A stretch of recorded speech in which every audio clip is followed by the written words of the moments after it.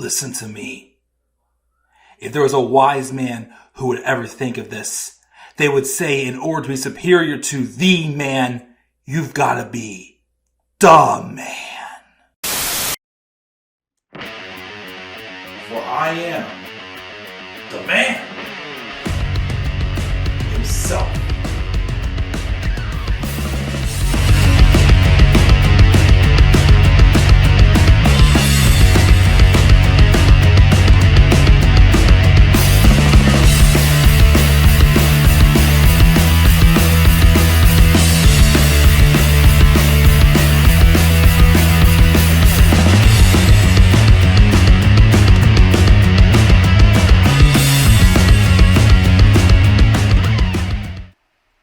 Yet again, the end of an era, as I keep saying, for me, as a lot of Major League Baseball players who started around the time, my first few years in as being a baseball fan, some of them are retiring, and we got another one here that was a long-time one-team player, although he did have a minor league deal with another team this year, but he never cracked the big leagues. But, that's very rare these days in baseball to have your whole career be with just one team. And 2 weeks ago, he called it quits. What's going on, guys? This is the Club of the Man 1993. Here for some more baseball news. Have a handful of things I want to talk about for baseball as we are closing out the 2024 Major League Baseball season. I'm only going to record one of them tonight to try to get the ball rolling, start getting caught up. But that one topic I want to start off talking about is the recent retirement of longtime Reds first baseman Joey Votto, former National League MVP, All-Star, Gold Glove winner. Surprisingly, though, reading through some facts I'm about to read off here, he never won a Silver Slugger award, which does indeed surprise me quite a bit. But yes, Mr. Votto, the longtime Cincinnati Reds starting first baseman, announced his retirement back on August 21st. And he had been in the minor leagues this season with the Blue Jays on a minor league contract, but he did not get to the major leagues with his hometown Blue Jays, which would have been nice to see happen, but he's retiring as only a one-team player, and that was for the Cincinnati Reds. Again, a very rare occasion, which also could kind of give you a little bit of an edge when it comes to Cooperstown. Will Joey get Votto into the Hall of Fame? I'm not sure. If it was me, I would say no, because there's a lot of first basemen. He's not really in like the top 10 of a lot of first base categories for his career. But I still think, despite the fact that I looked at him as a rival, there were definitely some times where he kind of rubbed me the wrong way as a person. But I can't deny that he was a talented first baseman. I feel like he was a very special player who had some good bat-to-ball contact. Because I remember there was one point in his career where, I'm not sure how long ago it was, but they had said he had only popped out in his career like 10 times. Which shows that he does put good bat-to-ball, makes good contact a lot. I feel like he was a little more special of a player than he was recognized. But anyways, he played 17 years in the majors, all with the Cincinnati Reds. The Reds drafted him out of a Toronto prep school in 2002. He emerged as one of baseball's top 50 prospects by the time he hit his way to AAA 5 years later. He then debuted as a September call-up in 2007. He played 24 games with a breakthrough as the Reds' everyday first baseman from that year forward. He hit .297 with 24 home runs and 32 doubles in his first full season in 2008. He finished runner-up in the Rookie of the Year voting to Cubs catcher Giovanni Soto. That's a long time name. I remember Giovanni Soto. I thought he was a dangerous home run hitter as a catcher. And then he kind of fell off the air after that. But Votto, though, he had the much better career for sure. He emerged as an elite hitter by year 2. He hit .322 with 25 home runs and 38 doubles, finishing in the top 10 among qualifiers in all 3 of those categories. And then he went on a decade-long run during which Votto was among the game's best players. He had his arguably best season in 2010. He led the league with a .424 on-base percentage and an even .600 slugging percentage. He had .324 with 37 home runs, a career-best 113 RBIs, and he won the National League MVP award over players like Albert Pujols and Carlos Gonzalez. Votto also was the best player on the Reds team that led to a 91-win season that year and gave the Reds the National League Central title. It was the first of 4 straight seasons in which the lefty hitter topped the National League in on-base percentage. He led the league in walks every year from 2011 to 2013. His patience and approach occasionally made him a target of criticism among some fans who preferred him were more aggressive. But Votto also filled a prototypical run producer as well.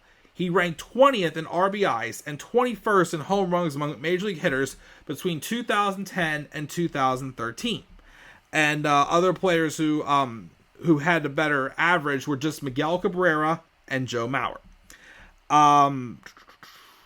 He made the All-Star team in all 4 of those seasons and finished in the top 10 3 times in those seasons in MVP voting.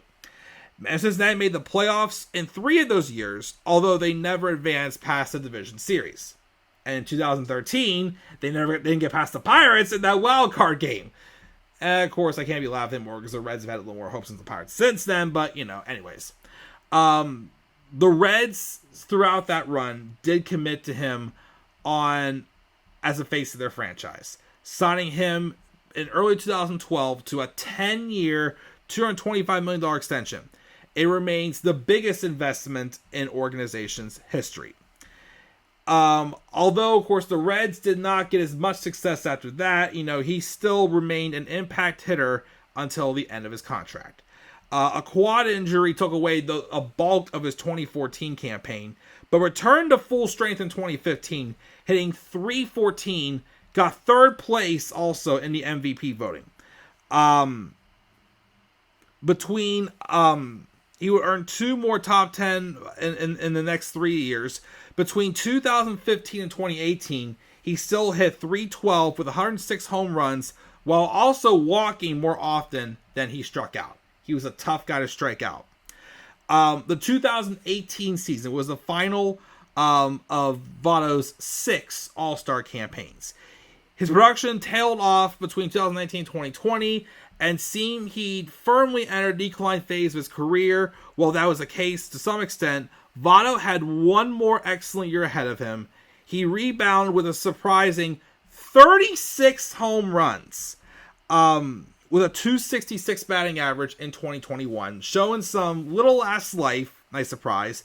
And I think during that time, didn't he also homer in like 7 straight games or 6 or 7 straight games that year too, or something like that? Because he was definitely a surprise. Because I was one of the guys too who thought, yeah, he was on the downward spiral, but he had like one nice strong season. And then, of course, he stumbled to replacement level numbers while battling shoulder issues in 2022 and 2023.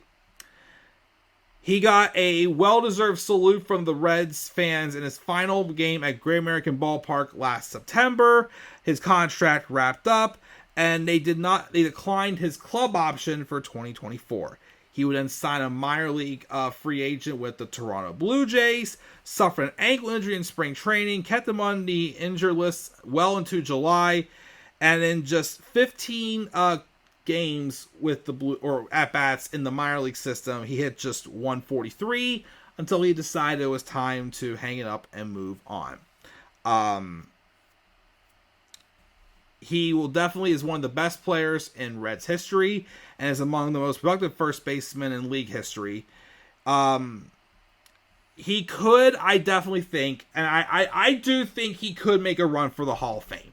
I don't know if he would get in, because it says even here too that he doesn't rank like super high among first basemen. But again, a one-team player could make that argument to get into the Hall of Fame, because that's something very rare, and the numbers he put up to as well. But listen to some of these numbers. By Jay Jaffe's Jaw Metrics, among Hall of Famers. Joey Votto ranks 12th among first basemen.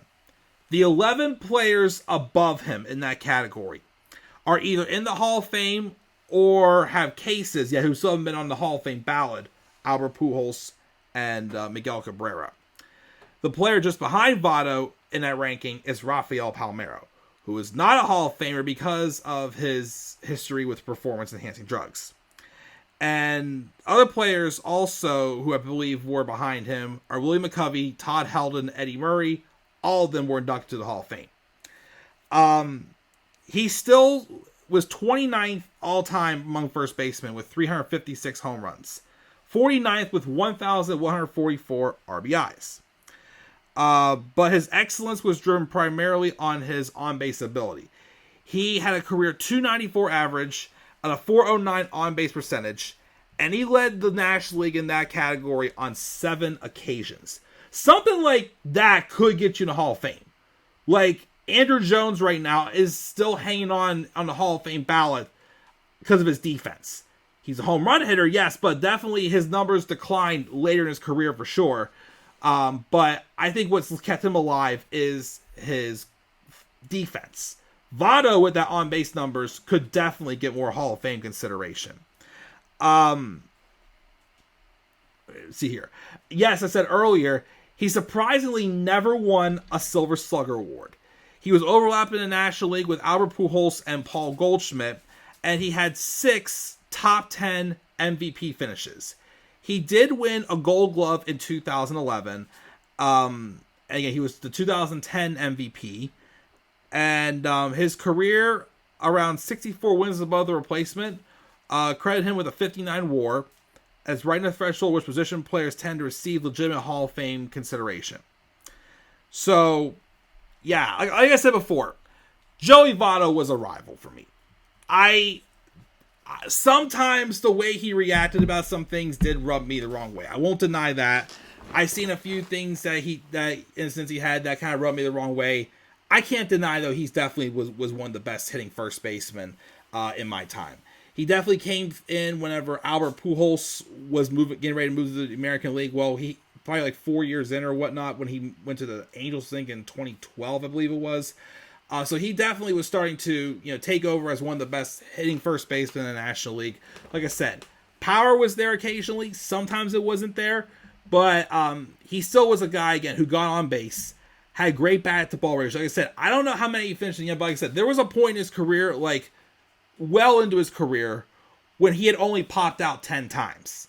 He made a lot of solid contact, was a great key player. And again, despite the fact that the Reds weren't a playoff contending team most of the second half of his career, he still remained a contributor to the Reds.